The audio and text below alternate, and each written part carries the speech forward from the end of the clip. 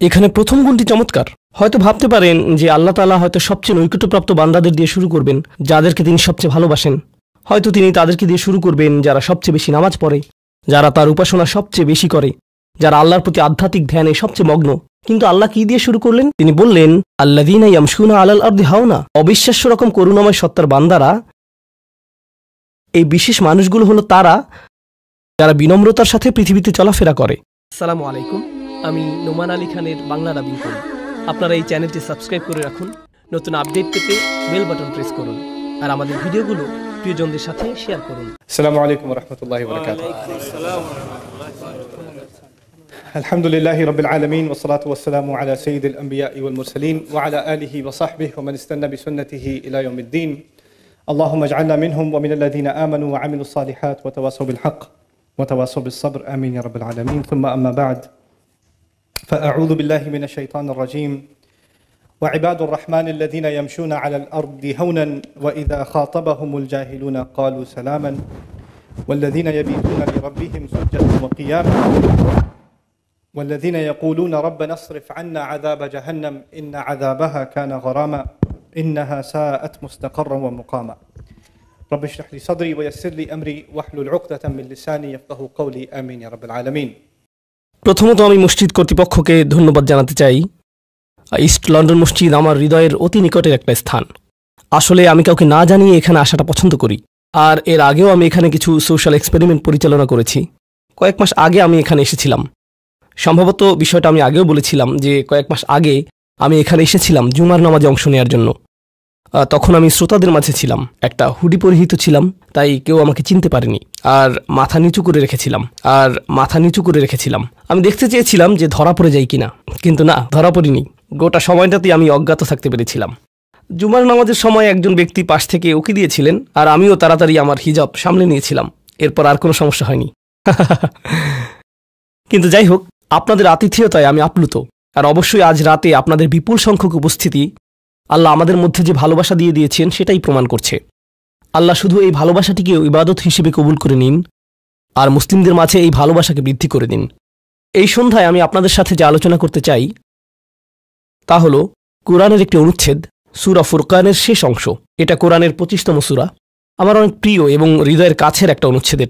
এটা এমন অনুচ্ছেদ যা নিয়ে আমি আগেও বহুবার আলোচনা করেছি, কিন্তু কয়েক বছর পর পর এই আয়াতগুলোতে ফিরে যাওয়ার এবং এর সাথে আমার সম্পর্ককে নবায়ন করার প্রয়োজনীয়তা অনুভব করি। আর আমি যদি এই প্রয়োজন অনুভব করি, আমার মনে হয় যে আপনাদেরও এই একই প্রয়োজনীয়তা রয়েছে।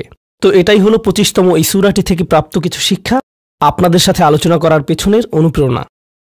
তো এই অনুচ্ছেদে আল্লাহ আযজা ওয়া জাল্লা আমাদেরকে একটি বিশেষ উপাধি প্রদান করেছেন, আর সেই উপাধিটি হল ইবাদুর রহমান, অবিশ্বাস্য রকম করুণাময় এবং ভালোবাসাময় সত্তার বান্দারা। ইমানদারদেরকে আল্লাহর বান্দা হিসেবে অভিহিত করা যেতে পারে, ইমানদারদেরকে শুধুমাত্র ইমানদার হিসেবে অভিহিত করা যায়, আল্লাযীনা আমানু আমাদেরকে মুসলিম বলে অভিহিত করা যায়। আমাদের অনেক উপাধি রয়েছে, আর এই সকল উপাধির মধ্যে আল্লাহ এই সূরাতে বিশেষ এবং অনন্য একটা উপাধি বাছাই করেছেন, সেটা হলো ইবাদুর রহমান।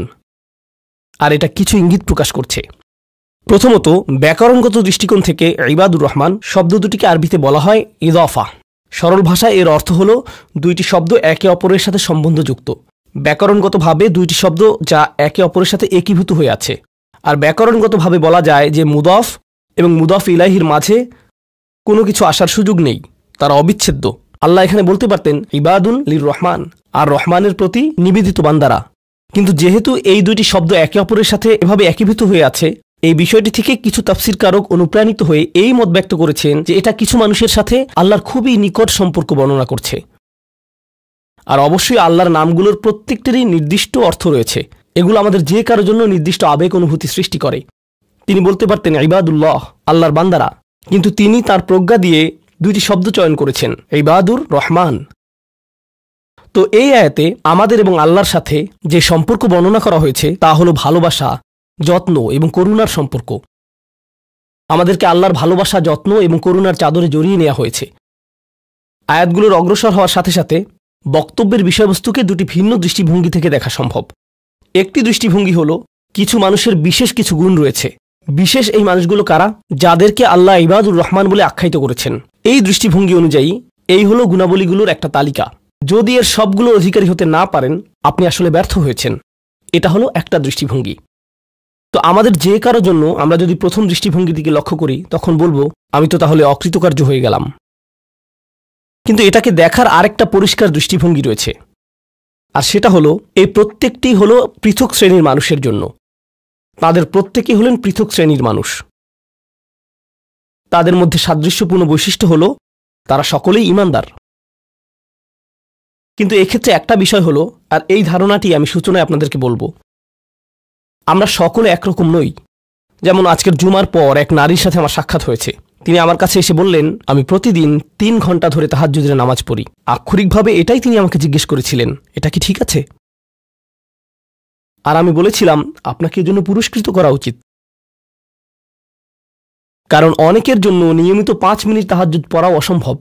কখনো কখনো মানুষের জন্য সময় মতো ফজরের নামাজে ওঠাও অত্যন্ত কঠিন হয়ে যায়।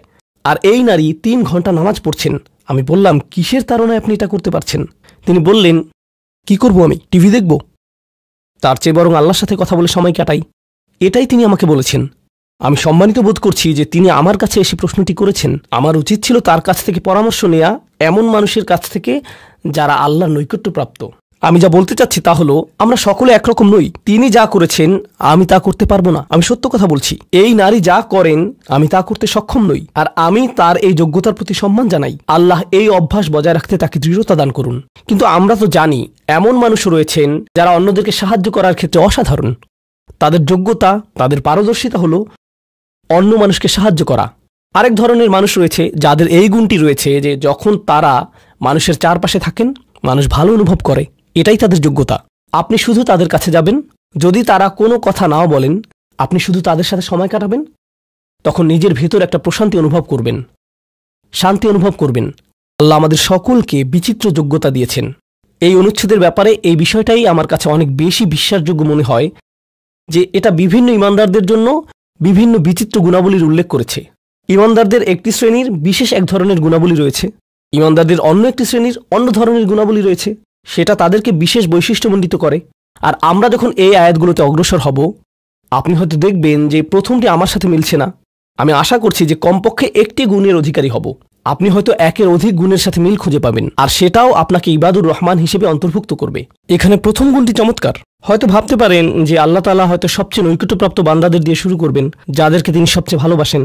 হয়তো তিনি তাদেরকে দিয়ে শুরু করবেন যারা সবচেয়ে বেশি নামাজ পড়ে, যারা তার উপাসনা সবচেয়ে বেশি করে, যারা আল্লাহর প্রতি আধ্যাত্মিক ধ্যানে সবচেয়ে মগ্ন। কিন্তু আল্লাহ কি দিয়ে শুরু করলেন? তিনি বললেন আল্লাযীনা ইয়ামশুনা আলাল আরদি হাওনা। অবিশ্বাস্য রকম করুণাময় সত্তার বান্দারা, এই বিশেষ মানুষগুলো হলো তারা যারা বিনম্রতার সাথে পৃথিবীতে চলাফেরা করে। আল্লাযীনা ইয়ামশুনা আলাল আরদি হাওনা। সামনে এগুনোর আগে এটা দিয়ে কি বোঝাচ্ছে তা আমাদেরকে উপলব্ধি করতে হবে। এর অর্থ এটা না যে আপনি যখন রাস্তায় হাঁটবেন অর্ধেক রুকু করা অবস্থায় হাঁটবেন, এরকমভাবে মাথা নিচু করে রাখবেন আর বলবেন যে আমি বিনয় প্রকাশ করছি। এটা বিনয় প্রকাশ করা নয়। আপনি সোজাভাবেই হাঁটবেন।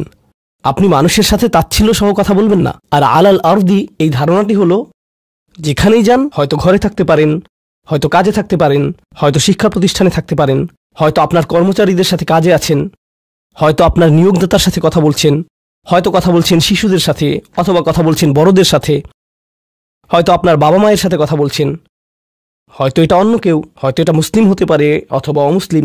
যখনই মানুষের সাথে কথা বলেন এক ধরনের বিনয় থাকতে হবে। যেভাবে আপনি তাদের সাথে কথা বলবেন, কাউকে মূল্যহীন বোধ করাবেন না আপনার কথার দ্বারা। যেভাবে তার দিকে তাকান, যেভাবে নিজেকে উপস্থাপন করেন, এটাই আল মাশি আলাল আরদি হাওনা। পৃথিবীর বুকে বিনয় সহকারে চলাফেরা করা, বিনম্রভাবে। আপনারা দেখবেন যে কোরআনে বিভিন্ন রকমের অহংকারের কথা এসেছে। এখন এখানে সবাই জানেন যে অহংকার হলো হৃদয়ের একটা ব্যাধি। এটা থাকে হৃদয়ের ভিতর, তাই না? কিন্তু ভিতরে যখন কোনো ব্যাধি থাকে, যেমন কোনো ভাইরাস যদি ভিতরে থাকে, বাইরে এর কিছু লক্ষণ প্রকাশ পায়, উচ্চ তাপমাত্রা, ঘাম, এই ধরনের লক্ষণ। কোরআন তুলে ধরছে অহংকারের কিছু লক্ষণ। উদাহরণস্বরূপ আল্লাহ বর্ণনা করছেন যেভাবে মানুষ অন্যের দিকে তাকায়। কোরআন বলছে যে এমন মানুষ ছিল যারা রাসূল সাল্লাল্লাহু আলাইহি ওয়াসাল্লামের দিকে এভাবে দৃষ্টিপাত করত, ইয়াকাদুল্লাযীনা কাফারু লা ইউযলিকুনাকা বিআবসারিহিম। তারা এত কঠিনভাবে আপনার দিকে তাকায় যে তারা যেন তাদের দৃষ্টি দ্বারা আপনাকে মাটিতে ফেলে দেবে। এরকম কঠিনভাবে তারা আপনার দিকে তাকায়। অন্য কথায় তারা কোনো কিছু বলেনি, তারা কোনো কিছু করেনি। তাদের অহংকার কোথায় ছিল? শুধুমাত্র তাদের মুখমণ্ডলে, শুধুমাত্র তাদের চোখে। তো তরুণদের জন্য এটা একটা উপদেশ। তোমার বাবা মা হয়তো তোমার সাথে কিছু নিয়ে চিৎকার করছেন, সেটা ন্যায্য বা অন্যায্য যাই হোক, আর তুমি বসে বসে শুনছো। আর তোমার রক্ত গরম হয়ে উঠছে এবং পালটা চিৎকার করতে মন চাইছে, কিন্তু তুমি শুধু কুৎসিত চাহনি দিয়ে তাদের দিকে তাকিয়ে আছো।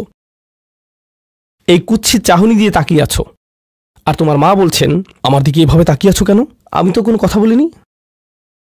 তুমি কিছু বলনি, এটা পুরস্কার পাওয়ার মতো কিছু না। তুমি কিছু বলনি, এটা পুরস্কার পাওয়ার মতো কিছু না। কারণ অধ্যত্ব শুধু তোমার কথাতেই থাকে না। তবে অভিনন্দন যে তুমি কোনো কিছু বলনি, এটা অপেক্ষাকৃত ভালো, কারণ সেটা তাহলে আরও খারাপের দিকে যেত। কিন্তু এক ধরনের অধ্যত্ব, ক্রোধ এবং বিনয়ের অভাব আমাদের চোখে মুখে ফুটে ওঠে। সুম্মা নজর, সুম্মা আবাসা অবাসার, সুম্মা আদবার অস্তাকবার।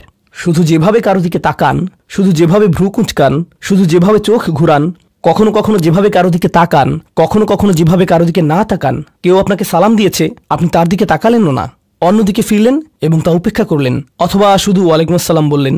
আপনি সালামের জবাব দিয়েছেন, কারণ তা না হলে তো গুনাহ হতে পারে, কিন্তু জবাব দিলেন খুবই নিচু স্বরে, এটা নিশ্চিত করার জন্য যাতে সে শুনতে না পায়, আর সে মনে করলো যে আপনি জবাব দেননি। এরকম যে আল্লাহ জানেন যে আমি জবাব দিয়েছি, কিন্তু আমি তাকে এটা জেনে পরিতৃপ্তি লাভ করতে দিব না যে আমি তার সালামের জবাব দিয়েছি। তো যখন সে এসে বলে যে ভাই আমি তো আপনাকে সালাম দিয়েছি, আপনি জবাব দেননি, আমি তো জবাব দিয়েছি, এটাও হাউন এর অভাব। আল্লাযীনা ইয়ামশুনা আলাল আরদি হাওনা। মানুষের প্রতি বিনয়, শিশুদের প্রতি করুণা, বয়স্কদের প্রতি করুণা, এমন মানুষদের প্রতি করুণা যারা এর যোগ্য না। আর প্রসঙ্গক্রমে এর অর্থ এটা না যে আপনাকে অপমান করার সুযোগ আপনি মানুষকে করে দিবেন। এমন পরিস্থিতি আছে আমাদের পরিবারগুলোতে, আমাদের বন্ধুবান্ধবের মাঝে, আমাদের পরিসরে, যেখানে কিছু মানুষকে অবমাননাকর হিসেবে পাবেন। এমনটা ঘটে। আপনার পরিবারে এমন মানুষ রয়েছে, কখনো কখনো আপনার পিতামাতাও এরকম হতে পারেন। এটা খুবই কষ্টদায়ক বিষয়, এটা খুবই অন্যায্য বিষয়, আর আপনাকে এগুলো সবসময় শুনতে হয়, বারবার শুনতে হয়। শ্রোতাদের ভিতরে এমন নারী রয়েছেন যাদেরকে আমি দেখতে পাচ্ছি না, তারা পর্দার আড়ালে রয়েছেন, কিন্তু তারা যে অবস্থাতেই থাকেন, হয়তো শ্বশুরবাড়ির আত্মীয় অথবা ভাই বোন বা অন্য কারো কাছ থেকে তাদের কথা শুনতে হয়, আর তাদের এটা সব সময় শুনতে হয়, আর এগুলো শুনে তাদের রক্ত গরম হয়ে যায়। তখন কি করবেন? আপনাকে তখনও বিনয় ধরে রেখে যা করা শিখতে হবে তা হলো প্রথমত সেরকম পরিস্থিতি থেকে দূরে থাকবেন। যদি জানেন যে মেজাজের ভারসাম্য হারিয়ে ফেলবেন, তখন সেখান থেকে বেরিয়ে যান। এই মুহূর্তে আমি এই আলোচনায় অংশ নিতে পারবো না, দুঃখিত, আমি একটু হাঁটতে যাব। রাগে বিস্ফোরিত হয়ে যাওয়ার আগে এটা থেকে বেরিয়ে যান। এটাই প্রথমত এবং প্রধানত ইয়ামশুনা আলাল আরদি হাওনা। যুক্তিসঙ্গতভাবেই আয়াতটিতে এর সাথে যা সম্পর্কিত, ওয়া ইযা খাতাবাহুমুল জাহিলুনা ক্বালু সালামা, অল্প অল্প করে অবিশ্বাস্য কিছু শিক্ষা এখানে প্রদান করা হয়েছে। আরবি ভাষায় ইদা অর্থ যদি না, এর অর্থ যখন। যখন বিরক্তিকর ব্যক্তিরা, যখন সেই ব্যক্তিরা যাদের নিজস্ব নিয়ন্ত্রণ নেই, এরা যখন তাদের সাথে কথা বলে, যখন মূর্খ লোকেরা তাদের সাথে কথা বলে, এখানে বলা হচ্ছে না যে যদি তারা কথা বলে, বরং আয়াতে বলা হচ্ছে যখন তারা কথা বলে। আল্লাহ আমাকে এবং আপনাকে জানিয়ে দিচ্ছেন যে এমন লোক সব সময় থাকবে যারা আমাদের উদ্দেশ্যে কথা বলবে, যারা আমাদের সাথে আলোচনায় অংশ নিবে, যারা আমাদের সাথে ভাব প্রকাশ করবে। তাদের আচরণ হয়তো ভালো হবে না, এরকমটা ঘটবে, এটা এড়াতে পারবেন না। এই ধরনের অপ্রীতিকর অভিজ্ঞতার শিকার আপনাদের প্রত্যেককেই হতে হবে, আমি সহ। এমন লোক থাকবে যারা জাহেল। এখানে জাহেল অর্থ উপলব্ধি করুন। জাহেল অর্থ শুধুমাত্র মূর্খ না। যখন মুসা আলাইহিস সালামকে গরুর বাছুর সম্পর্কে জিজ্ঞেস করা হলো, তিনি বলেছিলেন যে তোমাদেরকে একটি গরু কুরবানি করতে হবে, আর তারা বলেছিল তুমি কি তামাশা করছো? আতাত্তাখিযুনা হুজুয়া, তুমি কি আমাদের সাথে উপহাস করছো? আমাদেরকে গরু কুরবানি করতে হবে? এখানে আমাদের সামনে জটিল পরিস্থিতি রয়েছে, কিন্তু কোনো গরু কুরবানির প্রয়োজন নেই। তিনি আসলেই রেগে গেলেন। আপনারা জানেন যখন মুসা আলাইহিস সালাম রেগে যান, তখন তিনি কিছু একটা করে ফেলতে পারেন। তো তিনি তাৎক্ষণিক আল্লাহর কাছে প্রার্থনা করলেন এবং বললেন, আউযু বিল্লাহি আন আকুনা মিনাল জাহিলিন, আমি জাহেলদের অন্তর্ভুক্ত হওয়া থেকে আল্লাহর আশ্রয় প্রার্থনা করি। এর অর্থ মূর্খ নয়, কারণ স্পষ্টতই মুসা আলাইহিস সালাম ছিলেন পৃথিবীর জ্ঞানী মানুষদের একজন। তিনি অজ্ঞতা নিয়ে কথা বলছেন না। তিনি বলছেন আমি আমার আবেগের উপর নিয়ন্ত্রণ হারানো থেকে, মেজাজের নিয়ন্ত্রণ হারানো থেকে আল্লাহর আশ্রয় প্রার্থনা করছি, এমন জিনিস বলা থেকে অথবা করা থেকে যা আমি এখন করতে চাই, কিন্তু আমাকে নিজেকে সংযত করতে হবে। এখন এই উপলব্ধি থেকে আলোচ্য আয়াতটিতে আসুন। এরকম মানুষ রয়েছে যারা সবচেয়ে জঘন্য কথা বলে, কিন্তু তাদের কোনো লাগাম নেই। কথাগুলো আপনার হৃদয় থেকে এসে মস্তিষ্ক হয়ে এরপর তা জিহ্বাতে যাওয়া উচিত, কিন্তু এই পথে কিছুটা লাগাম থাকতে হবে। আমার হয়তো এটা বলা উচিত না, আমি কিছু একটা অনুভব করছি, হয়তো গালি বের হয়ে যাবে, সেটা গলায় পৌঁছে গিয়েছে, কিন্তু সেটা আমার মুখ দিয়ে বেরিয়ে আসা উচিত না, আমার সেটা গিলে ফেলা উচিত। কিন্তু কিছু মানুষ রয়েছে তাদের মাথায় যা আসে তাই বলে ফেলে। কারোর সাথে আপনার 6 মাস পরে দেখা হলো কোনো একটা পার্টিতে, ঈদের সময় অথবা অন্য কোথাও, হে আসসালামু আলাইকুম, আপনি তো মোটা হয়ে গেছেন, সবার সামনেই। এটা কেমন কথা? আপনি এটা মনে মনে আনতে পারেন আর নিজের মনে মনে মাশাআল্লাহ বলতে পারেন, কিন্তু সবার সামনে কেন আপনাকে এই কথা বলতে হবে? হেই, তুমি তো কয়েক বছর আগে পড়ালেখা ছেড়ে দিয়েছিলে, এখনো পাস করনি, এখনো ফেইল অবস্থাতে আছো। মানুষ আপনাকে এরকম কথা বলে আর এটা আপনাকে রাগান্বিত করে। এই অবস্থায় কি করবেন? আল্লাহ বলেছেন এটা আপনার মনের বিনয় প্রকাশের অংশ। এভাবেই আল্লাহ আমাদের বিনয় যাচাই করবেন। আর প্রসঙ্গক্রমে তারাই হয়ে থাকে আমাদের সবচেয়ে কাছের মানুষ, যার অর্থ আপনি এই ধরনের পরিস্থিতিতে বারবার বারবার বারবার পড়বেন। কিভাবে এটা থেকে বেরিয়ে আসবেন? আল্লাহ বলছেন ওয়াইদা খাতাবাহুমুল জাহিলুনা ক্বালু সালামা। এটা দিয়ে কতিপয় জিনিস বোঝায়। আমি এখানে সেই কয়েকটি শিক্ষা নিয়ে আলোচনা করব। যখন এমনটা ঘটবে আপনার তাৎক্ষণিক প্রতিক্রিয়া হবে শান্তি, ক্বালু সালামা। এটা দ্বারা বিদায়ও বোঝাতে পারে। আপনি বলবেন সালাম, আমি আর এই আলোচনা চালিয়ে যেতে চাই না, আমি সম্মানজনকভাবে আপনাকে বিদায় জানাবো। ও দাঁড়ান, আমার তো একটা মিটিং আছে। এর বাকি অংশটুকু আপনি মনে মনে বলতে পারেন আল্লাহর সাথে দোয়া করার জন্য, কিন্তু এটা তার কাছে প্রকাশ করার প্রয়োজন নেই। শুধু বলুন যে আমার একটা মিটিং আছে, আর সেখান থেকে চলে আসুন, কারণ আপনি এটা নিতে পারবেন না। তারা সেখান থেকে বেরিয়ে আসে সম্মানজনকভাবে, এটা একটা অর্থ। যখন জঘন্য মানুষ আপনার কাছে আসে, বেরুবার পথ খুঁজে বের করবেন। কোরআন এই সূরাতে আরো পরে যা বলেছে যে মাররু কিরামা, সম্মানজনকভাবে তারা এটা অতিক্রম করে চলে যায়। কিছু কিছু মানুষ আছে যারা এমন কথা বলতে চায় যা আপনাকে রাগান্বিত করবে। তারা আসলে এটা করে মজা পায়। তারা কথা বলবে শুধু আপনাকে উত্তেজিত করার জন্য। আর তাদের কেউ কেউ জানে যে ঠিক কি বলতে হবে, কারণ তারা আপনার সাথে আগেও কথা বলেছে। আর তারা জানে যে কোন জিনিস আপনাকে রাগিয়ে তুলে, তাই তারা জানে যে কোন বাটনটি প্রেস করতে হবে আর কিভাবে আপনাকে বিরক্ত করতে হবে। আপনি বসে আছেন, আমি উত্তেজিত হব না, আমি উত্তেজিত হব না, আমি উত্তেজিত হব না, কিন্তু তার কথা শুনে আপনি বিশাল দানবে পরিণত হয়ে গেলেন, যার ফলে সব ধ্বংস হয়ে যাবে। আর সেই ক্ষেত্রে আপনাকে আগে এটা রোধ করতে হবে। আপনি এখানে কথা বলতে পারেন আর বলতে পারেন যে দেখুন, আমি এই বিরোধ চাই না, আসুন শান্তিপূর্ণ সময় ব্যয় করি, আসুন এই বিষয়টা নিয়ে আজ আর কথা না বলি, এতে অনড় থাকুন। এটা দিয়েও ক্বালু সালামা বোঝায়। আমি আপনার সাথে ঝগড়া করতে চাই না, আমি শুধু চাই আলোচনাটা যাতে কুৎসিত পথে এগিয়ে না যায়। কখনো কখনো আমরা ভদ্রতা দেখাই, আর সেই সুযোগে মানুষ আমাদেরকে অসম্মানজনক কথা বলতে থাকে, এবং আত্মবিশ্বাসের সাথে মানুষকে জানিয়ে দিবেন যে তাদেরকে থামতে হবে, তারা সীমা ছাড়িয়ে যাচ্ছে। এটা সঠিক নয়, এমনটা করা সম্মানহীনতা নয়, শিষ্টাচার বহির্ভূত নয়। আপনি নিজের জন্য রুখে দাঁড়াতে পারেন, কিন্তু এটা শুধু মর্যাদাপূর্ণ উপায়ই করতে হবে, এমনভাবে যা শান্তিপূর্ণ। এছাড়াও সালামা শব্দটিকে অনেকেই অবস্থা হিসেবেও দেখেছেন। অন্য কথায়, যখন তারা জবাব দেয় তারা পরিপূর্ণ শান্তিপূর্ণ অবস্থায় থাকে। এটা ভিন্ন একটা অর্থ। যখন জঘন্য মানুষেরা আপনার সাথে কথা বলে, তারা আপনাকে বিরক্ত করে, তারা রাগান্বিত করে, তারা মিথ্যার পর মিথ্যা, মিথ্যার পর মিথ্যা, মিথ্যার পর মিথ্যা বলে, আর আপনাকে সেখানে বসে এটা শুনতে হয় যেন এটা সত্য। আর তারা এটা অন্য মানুষের সামনে বলে, আর আপনি কোনো কারণ ছাড়াই ঝামেলায় পড়ে যান। যখন আপনি জবাব দেন, আপনার জবাব যাই হোক, জবাবটা শান্ত হওয়াটাই উত্তম। যখন জবাব দিবেন, আপনাকে শান্ত এবং পরিশীলিত হতে হবে। এটাই ক্বালু সালামা। আর যারা জীবনে এটা ধারণ করতে পারে, তারা আল্লাহর কাছে বিশেষ মানুষ, ইবাদুর রহমান। অন্য কথায়, এই অনুপ্রেরণাটিকে আমাদের মনে রাখতে হবে। সেই রকম সময়ে যেই ব্যক্তির সাথে আপনি কথা বলছেন সে এর যোগ্য না, বরং সে হয়তো চপটাঘাত পাওয়ার যোগ্য। আপনাদের কেউ কেউ হয়তো প্রতিউত্তর দেয়ায় খুবই পারদর্শী, কেউ হয়তো আপনাকে বিদ্রুপাত্মক কিছু বলছে, আপনি তাকে কথা দিয়ে পিষে ফেলতে পারবেন। ও মাই গড, আপনার মাথায় যে জবাবগুলো আসে, তালিকা করা একাধিক জবাব, আমি কি এ বি সি বলবো নাকি উপরের সবগুলো একসাথে বলবো, আপনার মাথায় এটা চলছে। আর সেই মুহূর্তে যখন আপনি বিরত হওয়ার সিদ্ধান্ত নেন, কঠিনভাবে না বলার, প্রতিক্রিয়া না দেখানোর, শান্ত থাকার সেই শক্তি অর্জনের জন্য আপনার আর আমার অনুপ্রেরণা যা হবে তা হলো, আমি ইবাদুর রহমানের মধ্যে শামিল হতে চাই। আমি ভুলে যাব যে আমি এই অপ্রীতিকর কথোপকথনে রয়েছি, কারণ এখনই আমি আল্লাহর সংস্পর্শে রয়েছি, আর তার বিশেষ রহমত আমার উপর বর্ষিত হচ্ছে। সেই জন্যই তিনি আমাকে এই পরিস্থিতিতে ফেলেছেন, যাতে আমি তার নৈকট্য অর্জন করতে পারি। এটা আসলে একটা আশীর্বাদ। এই অপ্রীতিকর সঙ্গগুলো আসলে একটা আশীর্বাদ, যাতে আমি তার নৈকট্য পেতে পারি। সুবহানাল্লাহ। ওয়াইবাদুর রহমানিল্লাযীনা ইয়ামশুনা আলাল আরদি হাওনা ওয়া ইযা খাতাবাহুমুল জাহিলুনা ক্বালু সালামা। লক্ষ্য করুন এরপর আল্লাহ কি বলছেন। দ্বিতীয় শ্রেণীর মানুষেরা, তাদের বিশেষ গুণটি বর্ণিত হচ্ছে। প্রসঙ্গক্রমে এর অর্থ এটা না যে তারা অন্য কিছু করে না, যেমন তারা নামাজ পড়ে না, তারা হালাল খাবার গ্রহণ করে না। এগুলো তো থাকতেই হবে, তারা তো ইতিমধ্যেই ইবাদ। এগুলো হলো ইবাদ হওয়ার বাইরের অতিরিক্ত গুণাবলী। দ্বিতীয় মহান গুণটি কি? দ্বিতীয় শ্রেণীর এই মানুষেরা যারা আল্লাহর কাছে প্রিয়, কোন জিনিসটা তাদের বিশেষ মানুষে পরিণত করেছে?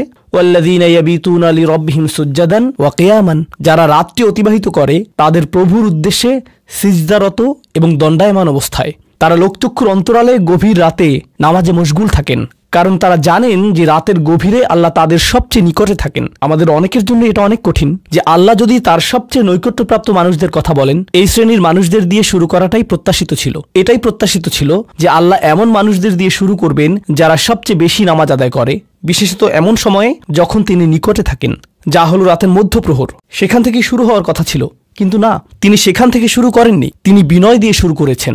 কারণ রাতের সেই নামাজ যখন আপনি এবং আমি আল্লাহর সামনে বিনয়াবনত হই, নামাজরত অবস্থায় অন্য কেউ দেখার সুযোগ না থাকে, চমৎকৃত করার মতো আর কেউ না থাকে, একমাত্র যাকে আপনি চমৎকৃত করতে চান তিনি হলেন আল্লাহ। আপনার আত্মাভিমান চলে গিয়েছে।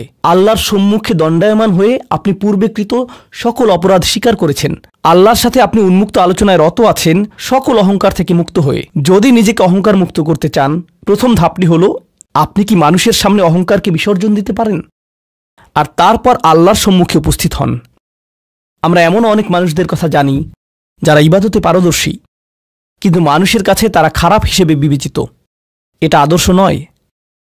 এখানে একটি শ্রেণীকে অগ্রাধিকার দেয়া হয়েছে, আর এরা তারাই যারা মানুষের সাথে বিনয়ী।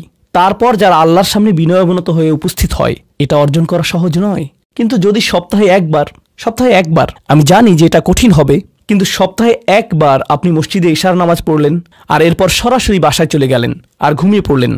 আর সেটা তখনই সম্ভব হবে যদি আপনি প্রত্যুষে ঘুম থেকে উঠেন, আর এরপর দিনে না ঘুমান। তো ফজরের সময় উঠুন, এরপর ঘুমাবেন না।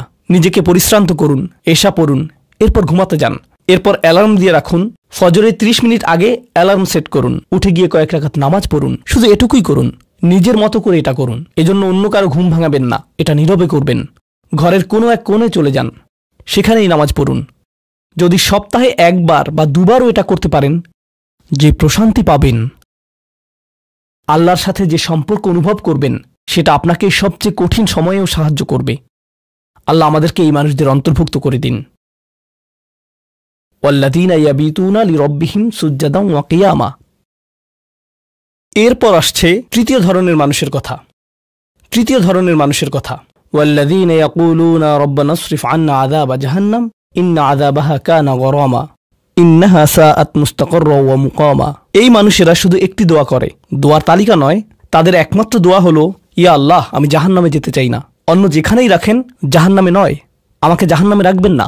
আমাদেরকে জাহান্নামের শাস্তি থেকে দূরে রাখুন। অবস্থান করার জন্য এটা বিভৎস একটা জায়গা। আমি এটা এক মুহূর্তের জন্য দেখতে চাই না। আমি সেখানে স্বল্পস্থায়ীভাবে থাকতে চাই না, আর আমি সেখানে দীর্ঘস্থায়ীভাবেও থাকতে চাই না। দোয়াটি মনোযোগ দিয়ে শুনুন। ইন্নাহা সাআত মুস্তাকাররা ওয়া মুকামা। প্রথমত, এটা একটা শাস্তি, এটা বিশাল একটা সাজা। আমি সেখানে স্বল্পমেয়াদের জন্য থাকতে চাই না, আর আমি সেখানে দীর্ঘমেয়াদের জন্যও থাকতে চাই না। কিছু মানুষ রয়েছে যারা সেই একই রোগে আক্রান্ত হয়েছে। উম্মার মধ্যে, মুসলিমদের মধ্যেই একই রোগ যা বনী ইসরাঈলেরও ছিল। তারা বলেছিল, আল্লাহ আমাদেরকে শাস্তি দিবেন না, ইল্লা আইয়ামাম মাদুদা, দিলেও কয়েকদিনের জন্য। মুসলিমদের মনোভাবও এমন হয়েছে। তারা বলে, আল্লাহ আমাদের শাস্তি দিবেন, কিন্তু তা তো চিরদিনের জন্য না, তাই না? আমরা মুসলিম, একসময় আমরা ঠিকই বেরিয়ে আসব। ঠিক আছে, ভালো, আমি জাহান্নামে যাব, কিন্তু এটা হবে দীর্ঘ সাপ্তাহিক ছুটির মতো, আর তারপর আমার আর সমস্যা নেই।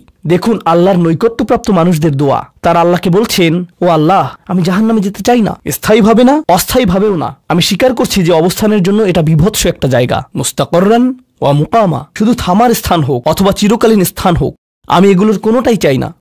এর অনেক অন্তর্নিহিত অর্থ রয়েছে। আমি আপনাদের শুধু একটির কথা বলছি। দেখুন, আপনি এবং আমি কখনোই প্রলুব্ধ হওয়া থেকে বাঁচতে পারবো না। হারাম সবসময় আমাদের সামনে আসবে, আর এটা সবসময় আমাদেরকে আহ্বান করবে। আর শাইতানু ইয়াইদুকুমুল ফাকর, শয়তান তোমাদেরকে দেউলিয়াতের প্রতিশ্রুতি দিবে। অন্য কথায়, যখন আপনি হালাল পথে চলবেন, শয়তান আপনাকে প্রতিশ্রুতি দিবে, তুমি সুযোগ হারিয়ে ফেলছো, তুমি বঞ্চিত হচ্ছ, সবাই কত মজা করছে, তুমি অনেক মজা করতে পারতে, তুমি আরও অর্থ উপার্জন করতে পারতে, তুমি আরও ইন্দ্রিয় সুখ উপভোগ করতে পারতে। সেই সব সময় আপনার কাছে বিজ্ঞাপন দিতে থাকবে বিকল্প পণ্যের, বিকল্প পন্থার, নিজের কামনাকে চরিতার্থ করার। কিছু যায় আসে না যে কতটুকু কোরআন মুখস্থ করেছেন, কিছুই যায় আসে না যে কি পরিমাণ তাহাজ্জুদ আপনি পড়েছেন। এগুলো কোনোটাতেই আসে যায় না। শয়তান থামবে না। দিন শেষে আপনি তো একজন মানুষই। দিন শেষে কামনা বাসনাগুলো আপনার মাঝে থাকবে, আর শয়তান থামবে না, সে আপনার পেছনে লেগেই থাকবে। শয়তানের একটা কৌশল আল্লাহ বর্ণনা করেছেন। তার মনস্তাত্ত্বিক কৌশলটি হল যায়্যানা লাহুমুশ শাইতানু আমালাহুম। শয়তান তাদের কাজগুলোকে তাদের কাছে আকর্ষণীয় করে দেয়। শয়তান আপনার কাছে আসবে, আপনাকে প্রলুব্ধ করবে। তখন আপনি বলবেন, হ্যাঁ এটা খারাপ, কিন্তু আমি তো অনেক ভালো কাজও করি। হ্যাঁ, আমি এলোমেলো কাজ করছি, কিন্তু আমি তো নামাজও পড়ছি। আর আমি তো কাফেরও না, তো সমস্যার কিছু নেই। আর এইবার করেই আমি থেমে যাব, এমন না যে আমি এটা করতেই থাকবো, শুধু একবারই করব। এভাবে নিজেকে সব ধরনের যুক্তি দিতে থাকেন, নিজে নিজে এটাকে বৈধতা দিতে থাকেন। আপনার চিন্তায় এটা এখন আর অতটা খারাপ না। আর তারপর যখন এমন মানুষ চারপাশে থাকেন যাদেরকে বলেন যে এটা তো খারাপ, যাদেরকে বলেন যে এটা তো খারাপ, তারাও আপনাকে বলে, না ভাই, কাম অন, এটা অতটা খারাপ না, থামো তো, এরকম কথা বলো না, না আল্লাহ ওইরকম না, আল্লাহ তোমাকে শাস্তি দিবেন না, কেন এরকম হতাশাজনক কথা বলছো, তুমি অতিরিক্ত চিন্তা করো। আপনি তা শুনেন আর এটা আপনাকে প্রভাবিত করতে শুরু করে। কিন্তু যখন কাজটা করে ফেলেছেন, যেটাই করেছেন, হতে পারে এটা অ্যালকোহল অথবা অন্য কোনো মাদক, এটা কারোর সাথে সম্পর্ক হতে পারে, সেটা যাই হোক, যখন নিজেকে বলেন যে এটাই শেষবার, কিন্তু এটাই শেষ তো না। কারণ যখনই কাজটা ঘটে যায় আর কয়েকদিনের মধ্যে অনুশোচনাও কেটে যায়, তখন মোবাইলে আরেকটা মেসেজ চলে আসে, তারপর আরেকটা দাওয়াত আসে, তারপর আপনি বলেন না, এটাই শেষবার, আবারও সেই চক্রে আটকে যান আর আবারও সেটা করেন আর তা করতেই থাকেন। শয়তান ঠিক এটাই চেয়েছিল। মানুষ এই চক্র বন্ধ করতে পারে, আল্লাহর প্রতি নিবিষ্ট হয়ে বলতে পারে, ইয়া আল্লাহ, আমার বন্ধুরা কি বলছে তাতে কিছু যায় আসে না, শয়তান কি ওয়াসওয়াসা দিচ্ছে তাতে কিছু যায় আসে না, কতবার এই বিভৎস চক্রে আটকা পড়েছি তাতে কিছু যায় আসে না। আমি ফিরে আসলাম 2 দিন অনুতপ্ত থেকে আবারও পাপে লিপ্ত হওয়া থেকে। আমি ফিরে আসলাম আপনার কাছে ক্ষমা চাওয়ার পর আবারও পাপ করা থেকে। ওয়ালাম ইউসিরু আলা মা ফাআলু ওয়া হুম ইয়ালামুন। তারা পাপ কাজগুলো বারবার করে না আর তারা জানে যে তারা কি করছে। আমি সেই লোকদের অন্তর্ভুক্ত হব না? ওয়ালাইসাতিত তাওবাতু লিল্লাযিনা ইয়ামালুনা আস-সাইয়্যাত। তওবা, অনুশোচনা তাদের জন্য কাজ করে না যারা পাপ করতেই থাকে। এমনকি তওবা করার পরেও এটা সেই মানুষদের জন্য না যারা এই চক্রে আটকে যায়। এটা তাদের জন্য যারা বলে, ইয়া আল্লাহ, আমি জাহান্নামে যেতে চাই না, আমি জাহান্নামের যোগ্য অনেক কাজ করেছি, কিন্তু এখন আমি থেমে যাচ্ছি। আর এটাই চূড়ান্ত। তারা হলেন আল্লাহর কাছে বিশেষ মানুষ। কারণ আল্লাহ জানেন এটা কতটা প্রলুব্ধকারী ছিল, আল্লাহ জানেন সেই আসক্তি কতটা শক্তিশালী ছিল, আল্লাহ জানেন পাপের কত গভীরে আপনি ছিলেন, আল্লাহ জানেন আপনার উপর শয়তানের সেই দীর্ঘ নিয়ন্ত্রণের কথা, আর আপনি সেই নিয়ন্ত্রণ ভঙ্গ করতে এবং আল্লাহর কাছে ফিরে আসতে সক্ষম হয়েছেন। আল্লাহর পথে আপনার এই যাত্রা অন্য মানুষের তুলনায় অনেক কঠিন। আপনার সামনের প্রলোভনগুলো অনেক শক্তিশালী, আপনার প্রতি অভিকর্ষের টানটি অনেক বেশি শক্তিশালী, আর এর সাথে লড়াই করে যেহেতু আল্লাহর কাছে এসেছেন, তাই আপনি বিশেষ মর্যাদা সম্পন্ন। এটা মনে করবেন না যে আমি তাহাজ্জুদ পড়ি না তাই আমি অতটা ভালো না, অথবা আমি আরবি জানি না, বা আমি এখনো সম্পূর্ণ কোরআন পাঠ করিনি আর আমি তাজবিদের নিয়মগুলো জানি না। না না না না না, আপনার বিশেষত্ব এজন্য না যে আপনি 17 বার হজ করেছেন। আপনার জ্ঞান এবং ইবাদতের জন্য আপনি আল্লাহর কাছে বিশেষ না, আপনি আল্লাহর কাছে বিশেষ মর্যাদা সম্পন্ন, কারণ আপনি পাপ থেকে বেরিয়ে এসেছেন আর আপনি শুধু তার ভয়েই ভীত। এটাই আপনাকে আল্লাহর কাছে বিশেষ মর্যাদা সম্পন্ন করে। তাই আপনিও ইবাদুর রহমান। তো এখান থেকে আল্লাহ আমাদেরকে সম্পূর্ণ বিপরীত দিকে নিয়ে যাচ্ছেন। এই প্রত্যেক শ্রেণী সম্পর্কে চিন্তা করুন, কিভাবে এগুলো আপনার সাথে প্রাসঙ্গিক, কিভাবে আপনি আল্লাহর কাছে বিশেষ মর্যাদা সম্পন্ন হতে চান, কিভাবে আপনি আল্লাহর নৈকট্য পেতে চান, কিভাবে আমি আল্লাহর নৈকট্য পেতে চাই। আমাদের কাছে এটা আসলে কতটা মূল্যবান। পাপ হলো এক প্রকারের ভালোবাসা। আমরা এর মোহে পড়ে যাই, আমরা এতে আসক্ত হয়ে যাই। আর এই অনুচ্ছেদটি আসলে ভালোবাসার একটা প্রতিযোগিতা। কারণ আপনি ইন্দ্রিয় সুখ ভালোবাসেন, আপনি এই পাপগুলোকে ভালোবাসেন, আর আপনি তা ছাড়তে চান না, কারণ এতে আপনার সুখানুভূতি নষ্ট হবে। আর অন্যদিকে আল্লাহ বলছেন, আমি আমার নিজের দ্বারা সেই সুখকে প্রতিস্থাপন করে দিব, আমি এটাকে আমার নৈকট্য দ্বারা প্রতিস্থাপন করে দিব। আল্লাহ এই সুযোগ দিয়েছেন। আপনার নিজেকে এই সমীকরণের আলোকে সিদ্ধান্ত নিতে হবে। আপনি এই পরিস্থিতিতে পড়বেন, অন্য কেউ জানবে না, কেউ জানবে না যে আপনার মাথায় কি সংগ্রাম চলছে, কেউ জানবে না, শুধু আল্লাহ জানবেন। আর প্রসঙ্গক্রমে উদাহরণস্বরূপ আপনাদের কেউ কেউ যখন হারাম সম্পর্কে জড়ান, নিশ্চিত বলছি না, আপনাদেরকে অভিযুক্ত করছি না, কোনো মানুষ, আপনারা না, কোনো মানুষ যাদেরকে আপনারা চিনেন, তারা হয়তো অনৈতিক সম্পর্কে জড়িত আর আপনি তা থেকে বের হতে চাচ্ছেন। তো আপনি এই আলোচনা শুনে তাকে মেসেজ দিলেন, আমি আর এটা করতে পারবো না। সে উত্তর দিল, তুমি কি আমাকে ভালোবাসো না? তুমি এখন আমাকে ঘৃণা করো? তুমি কি মনে করো যে আমি তোমার জাহান্নামে যাবার কারণ? আমি কি এতটাই খারাপ? এখন আপনি বলছেন, না তুমি অতটা খারাপ না, না আমি তোমাকে ভালোবাসি, তুমি মোটেই খারাপ না, তুমি অনেক ভালো। ঠিক আছে, যদি আমার সাথে সম্পর্ক সমাপ্ত করতে চাও, আজকে রাতে আমার সাথে দেখা করো আর আমার মুখের সামনে এটা শেষ করো। না, এটা আমি করতে পারবো না। ঠিক আছে, তুমি আমাকে ঘৃণাই করো। আচ্ছা ঠিক আছে, আমি আসছি। এটা আবার শুরু হয়ে গেল। আর এরপর আপনি আবারও তওবা করতে চান। দেখতে পাচ্ছেন, এটা শুধুমাত্র আপনি না, আপনি হয়তো আবেগগতভাবে কোনো কিছুতে জড়িয়ে যেতে পারেন, আর এখন আপনি আবেগগতভাবে ব্ল্যাকমেলের শিকার হচ্ছেন। এর দ্বারা আপনি খারাপ বোধ করবেন। আপনাকে এর বিরুদ্ধে যুদ্ধ করতে হবে, আপনাকে এটা অবদমন করতে হবে, আর আপনাকে উপলব্ধি করতে হবে যে আপনি হয়তো কাউকে হতাশ করছেন, কিন্তু আল্লাহকে সন্তুষ্ট করছেন। আর আপনি এটা শুধু নিজের জন্যই করছেন না, বরং এটা ওই মেয়ের জন্যও করছেন বা ওই ছেলের জন্যও করছেন যে আপনার মেসেজের জবাব দিচ্ছে। সে আল্লাহর সামনে দাঁড়াবে এটাও আপনি চান না। আপনি যদি তাকে আসলেই ভালোবাসেন, শুধুমাত্র যদি তাকে কামনা না করেন বরং তাকে ভালোবাসেন, তাহলে আপনি তাকেও রক্ষা করতে চাইবেন। তো এখন আমরা খুবই অপ্রত্যাশিত স্থানে চলে যাচ্ছি। আল্লাহর কাছে আরও কে বিশেষ মর্যাদা সম্পন্ন? আল্লাযীনা ইযা আনফাকু লাম ইউসরিফু ওয়া লাম ইয়াকতুরু ওয়া কানা বাইনা যালিকা কওয়ামা। এই মানুষেরা যখন তারা অর্থ ব্যয় করে, তারা সকল অর্থ উড়িয়ে দেন না, তারা অতিরিক্ত খরচ করেন না, আর তারা কৃপণও নয়। তারা অনেক বেশি খরচ করেন না, আর তারা অনেক কমও খরচ করেন না। তাদের বাজেট ভারসাম্যপূর্ণ। বাজেটের সাথে আল্লাহর নৈকট্যের সম্পর্ক কি?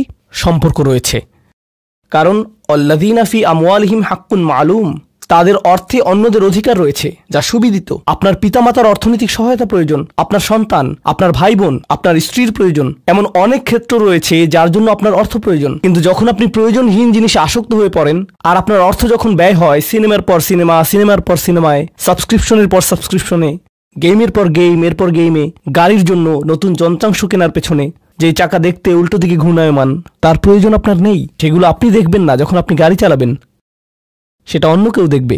এগুলো ঘুরবে অন্য কারোর জন্য, আপনার জন্য না। যন্ত্রাংশ অথবা ডিভাইস। আপনি নতুন আইফোন ছাড়াও বেঁচে থাকবেন, এতে কোনো ক্ষতি হবে না। স্যামসাং যদিও কিছুটা বিপজ্জনক, তারপরও অনেক বোনেরা পার্স অথবা ব্যাগের জন্য এমনটা করেন। ও আল্লাহ, এই ব্যাগগুলোর কোনোটার দাম কয়েক লাখ টাকা। বলছি না যে আপনি এগুলোর কোনোটাই কিনতে পারবেন না, কিন্তু আল্লাহ বলছেন ঠিক আছে খরচ করো, কিন্তু অতিরিক্ত খরচ করো না। আপনাদের কারো কারো জন্য আবার সবচেয়ে খুশির বিষয় হলো টাকা ধরে রাখা। আপনি স্ত্রীকে সাথে নিয়ে সুপার শপে গিয়েছেন, তিনি এক প্যাকেট দুধ নিলেন। আমাদেরকে এত বেশি দুধ প্রয়োজন, ছোট প্যাকেট নিতে পারো না? ডিসকাউন্টের জন্য অপেক্ষা করতে পারো না? এটা দুধ, এটা ডিম, এগুলো নিয়ে কৃপণতা না করলে হয় না? এমন মানুষ রয়েছে যারা প্রাপ্য মানুষদের টাকা ধরে রাখে। আপনার সন্তানদের অর্থ প্রয়োজন, তাদের চলার জন্য কিছুটা পকেট খরচ প্রয়োজন, আপনার স্ত্রীর কিছুটা অর্থ প্রয়োজন। যদি তিনি গৃহ ব্যবস্থাপনার দায়িত্বে থাকেন আর তিনি নিজে উপার্জন না করেন, আর তিনি আপনার কাছে বলেন আমি কি 500 টাকা পেতে পারি? কিসের জন্য তোমার টাকা প্রয়োজন? আমাকে সম্পূর্ণ প্রতিবেদন প্রদান করবে, সকল রিসিট দেখাবে। দাঁড়ান, 1 মিনিট থামুন। এটা লাম ইয়াকতুরু, এটা আপনার জন্য চ্যালেঞ্জ হতে পারে। আপনি যদি আল্লাহর নৈকট্য লাভ করতে চান, আপনার পরিবারের খাবারের প্রসঙ্গ আসলে তাদেরকে জঞ্জালের মতো বিবেচনা করবেন না। আপনার জন্য সর্বোত্তম খরচের খাত হলো আপনার পরিবার। নিজের পরিবারের সাথে এরকম খারাপ আচরণ করবেন না, কিন্তু অতিরিক্ত খরচও করবেন না।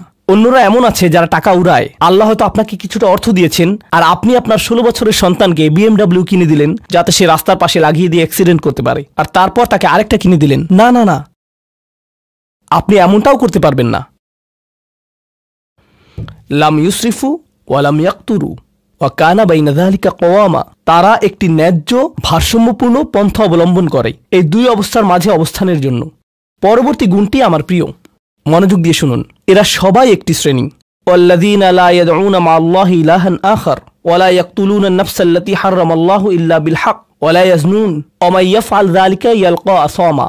তারা আল্লাহর পাশাপাশি অন্য কোনো উপাস্যের কাছে প্রার্থনা করে না, আর আল্লাহর পাশাপাশি অন্য কোনো উপাস্যের কাছে প্রার্থনা না করা অবস্থায় তারা কাউকে হত্যা করে না, এবং তারা ব্যভিচারে লিপ্ত হয় না। 3টি বিষয়। তারা আল্লাহ ছাড়া কারো কাছে প্রার্থনা করে না, এর সাথে রয়েছে তারা হত্যা করে না, এবং তারা ব্যভিচার করে না। 3টি বিষয় একসাথে, 3টি বিষয় একসাথে। এটা তো অসাধারণ কোনো অর্জন নয়। কেউ বলতে পারে যে হ্যাঁ, আমি তো তালিকায় এসে পড়েছি, আমি কাউকে হত্যা করিনি। কিন্তু জানেন কেন এটা বৈশিষ্ট্য সূচক? কারণ এই বিষয়গুলো খুবই প্রাথমিক স্তরের, তাই না? অন্য অনেক কবিরা গুনাহ রয়েছে, কিন্তু আল্লাহ বলছেন যে তোমরা আল্লাহর কাছে বিশেষ মর্যাদার অধিকারী হতে পারবে যদি তোমরা শুধু এটুকু করো। কেন এটা বিশেষ মর্যাদাপূর্ণ? মক্কার মানুষদের কথা চিন্তা করুন, সেই সমাজের কথা চিন্তা করুন যার মাঝে কোরআন এসেছিল। সেই মানুষগুলো 1000 বছর ধরে শিরকে লিপ্ত ছিল। হত্যা তাদের কাছে সাধারণ বিষয়ে পরিণত হয়েছিল, জিনা কোনো বিষয়ই ছিল না। আর এগুলো বড় বিষয় ছিল না তাদের পূর্বপুরুষ অথবা তাদের পূর্বপুরুষ অথবা তাদের পূর্বপুরুষের কাছে। এগুলো ছিল জীবনেরই অংশ। জীবন ছিল গ্যাংস্টারের মতো। আর যখন তারা এই সকল কিছু ছেড়ে আল্লাহর কাছে আসলো, তাদের পরিবারকে বলেছিল যে, ও তুমি তো এখন মুসলিম, কংগ্রাচুলেশনস। তাদেরকে সকল ধরনের বিভৎস অভিজ্ঞতার সম্মুখীন হতে হয়েছিল, তাদের প্রিয় মানুষদের কাছ থেকে, তাদের সমাজ থেকে, তাদের বন্ধুবান্ধবদের কাছ থেকে, কারণ তারা সেই অপরাধগুলো ত্যাগ করেছিলেন, তাই না? কিছু মানুষের জন্য শুধুমাত্র ঈমান গ্রহণ করা, শুধুমাত্র অপরাধী জীবন থেকে বেরিয়ে আসা, শুধুমাত্র জিনা থেকে বেরিয়ে আসা ছিল এতটাই বড়। আপনারা যারা সম্মানিত পরিবারে বেড়ে উঠেছেন, পরিশুদ্ধ পরিবেশের মাঝে ছিলেন, আপনার জন্য সেই ধরনের বিপত্তিতে না পড়াটা সহজ অথবা সহজতর। এখনকার সময়ে যে কোনো কিছুই সহজ। কিন্তু আপনাদের যারা অমুসলিম অবস্থা থেকে এসেছেন, আপনি চারপাশে অপরাধ সংঘটিত হতে দেখেছেন, আপনি চারপাশে মাদকের আসর দেখেছেন, আপনি চারপাশে নারী লিপ্সা দেখেছেন, প্রত্যেক সাপ্তাহিক ছুটির দিনই ক্লাবে যেতেন, আর তারপর আপনি আল্লাহর পথে আসলেন, আপনি ঈমান গ্রহণ করলেন। সেই জীবন থেকে আপনার এই যাত্রাটি ছিল বিশাল এক যাত্রা। আর আল্লাহ এটা স্বীকার করেছেন এবং বলেছেন যে এটা বেশ বড় ব্যাপার যে কিছু মানুষ এমনটা করেছে। শুধু এই বিবেচনায় তারা বিশেষ মর্যাদাময়, তারা অন্য কিছু জানে না, তাদের ব্যাপক কোনো জ্ঞান নেই। কিন্তু মূল বিষয় হলো তারা আল্লাহর সন্তুষ্টির জন্য হিজরত করেছেন, তারা সেই বড় পাপগুলো থেকে আল্লাহর অভিমুখে যাত্রা করেছেন। এটা অবিশ্বাস্য। কিন্তু এই আয়াতগুলোতে আল্লাহর করুণা এখনও সমাপ্ত হয়নি।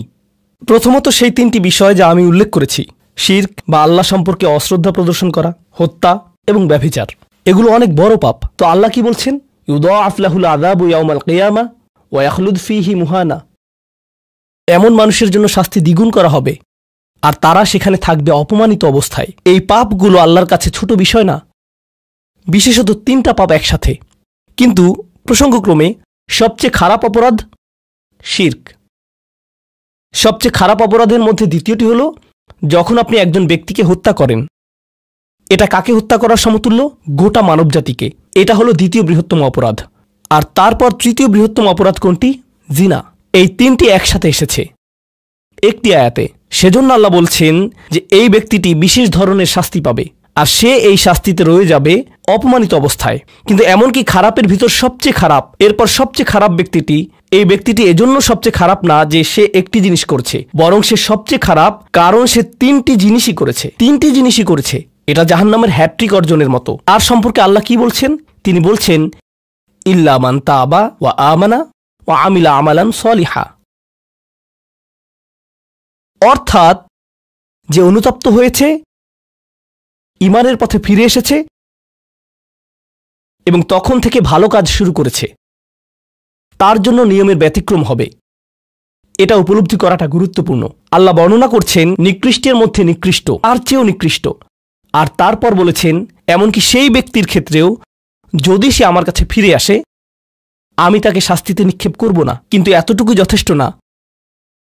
আমরা কথা বলছি ইবাদ আর রহমানের ব্যাপারে, যিনি অবিশ্বাস্য রকমের করুণাময় সত্তা। তো তিনি তাদেরকে শুধুমাত্র জাহান্নাম থেকে রক্ষা করেই ক্ষান্ত হবেন না, তিনি আরও কি করবেন? ফাউলাইকা ইউবাদদিলুল্লাহু সাইয়্যাতিহিম হাসানাত। সেই মানুষগুলোর মহাপাপগুলোকে প্রতিস্থাপিত করবেন। আর আমি আপনাদেরকে মনে করিয়ে দিচ্ছি সেই পাপগুলো কি? শিরক। ইন্নাশ শিরকা লাযুলমুন আযীম। হত্যা, কাআন্নামা কাতালান নাসা জামিআ, সে যেন গোটা মানবজাতিকে হত্যা করল। এবং জিনা, ব্যভিচার, সবচেয়ে বড় পাপ এগুলো। আল্লাহ বলছেন যে পাহাড় সমান তাদের এই সমগ্র পাপ কাজগুলোকে আমি প্রতিস্থাপন করে দিব ভালো কাজ দিয়ে। কিন্তু তারা এখনো কোনো ভালো কাজ করেনি, তারা এখনো নামাজ পড়েনি, তারা এখনো ইবাদত করেনি, তারা এখনো হজ করেনি, তারা এখনো দান করেনি। তারা মূলত যা করেছে তা হলো অনুতপ্ত হয়েছে। আর এখন থেকে তারা ভালো কাজ করবে। আল্লাহর জন্য এতটুকুই যথেষ্ট। তাদের পাহাড়সম পাপগুলো নিবেন যা তাদেরকে চিরকাল জাহান্নামে নিক্ষেপ করতে অপমানিত অবস্থায়, আর তিনি এই পাহাড়সম পাপগুলোকে নিয়ে পাহাড়সম ভালো কাজে পরিবর্তিত করে দিবেন। এটাই আল্লাহ করবেন তাওবাকারীদের জন্য। আপনিও বিশেষ মর্যাদার অধিকারী হবেন, শুধু তাওবা করুন।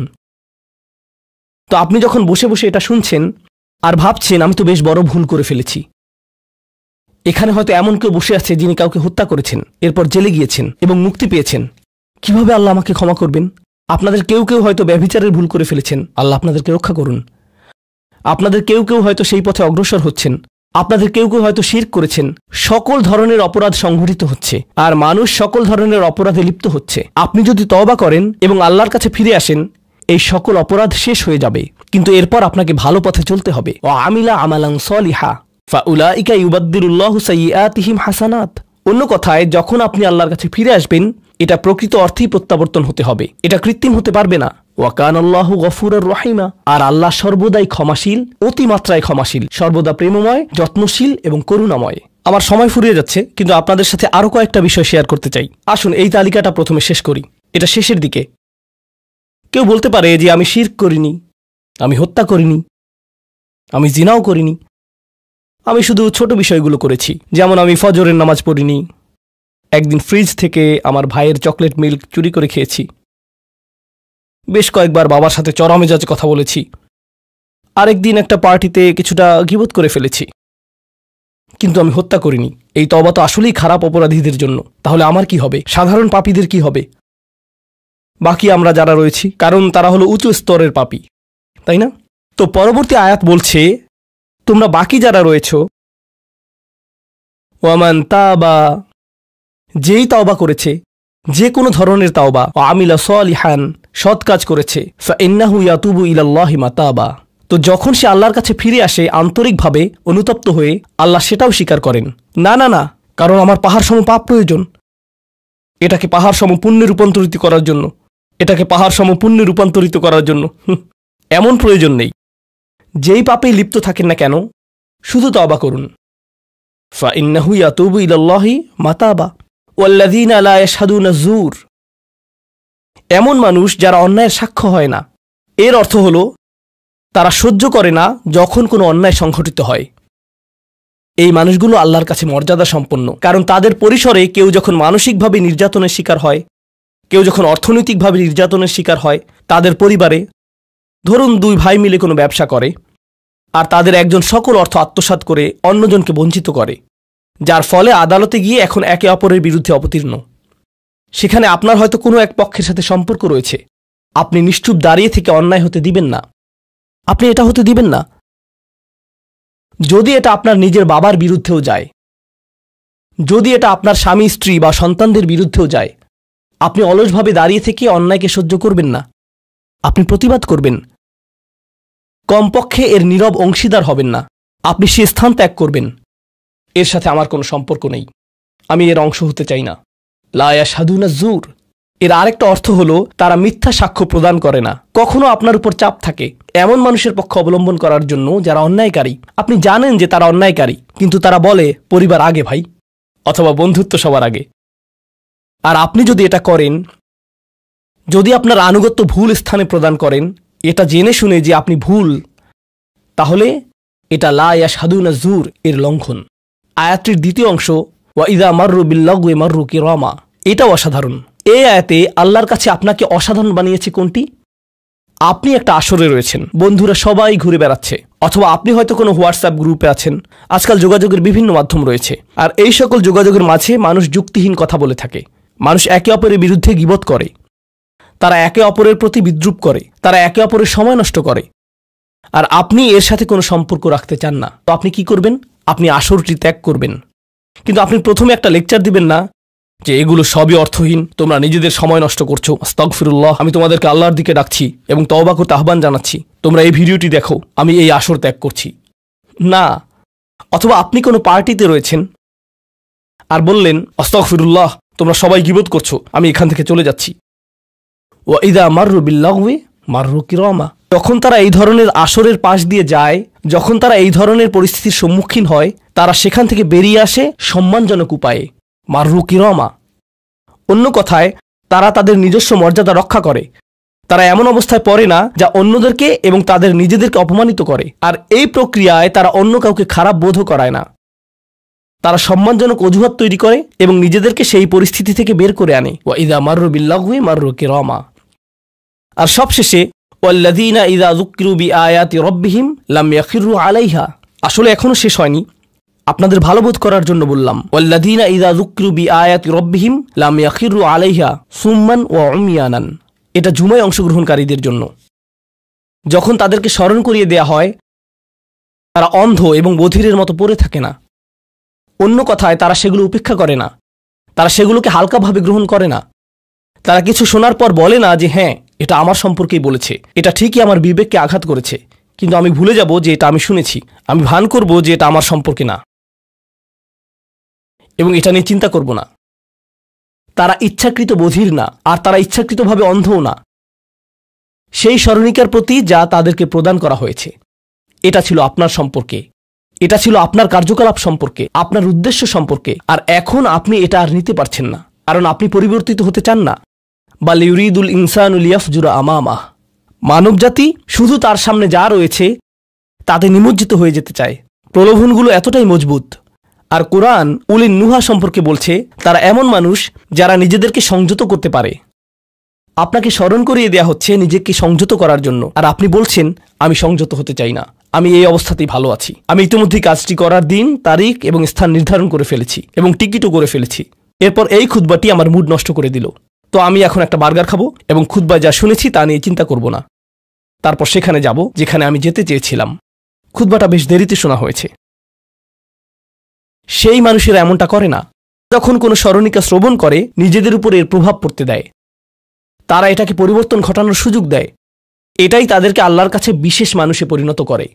প্রসঙ্গক্রমে কখনো কখনো আপনার ভিতরে ঘটে যাওয়া সেই পরিবর্তন অন্য কেউ দেখে না, অন্য কেউ জানে না সেই পাপ সম্পর্কে যার দিকে আপনি অগ্রসর হচ্ছিলেন। সেটা শুধুই আপনি এবং আল্লাহর মাঝে সীমাবদ্ধ। আর আল্লাহ আপনাকে তার ইবাদ হিসেবে গণ্য করেন, কারণ আপনি সেই পরিবর্তন ঘটিয়েছেন। তো এখন যেহেতু আমরা সমাপ্তির দিকে যাচ্ছি, এটাই এখানে বর্ণিত শেষ গুণ। এই মানুষেরা শুধুমাত্র নিজেদের নিয়ে উদ্বিগ্ন না, বরং তারা তাদের পরিবার নিয়ে উদ্বিগ্ন। ওয়াল্লাযীনা ইয়াকুলুনা রব্বানা হাবলানা মিন আজওয়াজিনা ওয়া যুররিয়াতিনা কুররাতা আয়ুনিন, হে প্রভু, আমাদের স্ত্রী এবং আমাদের সন্তানদের দ্বারা আমাদেরকে চক্ষুর শীতলতা দান করুন, যার অর্থ দুইটি জিনিস। আমি জটিলতা পরিহার করে আপনাদেরকে সরলভাবে কুররাতা আয়ুনিন এর অর্থ বুঝিয়ে বলছি।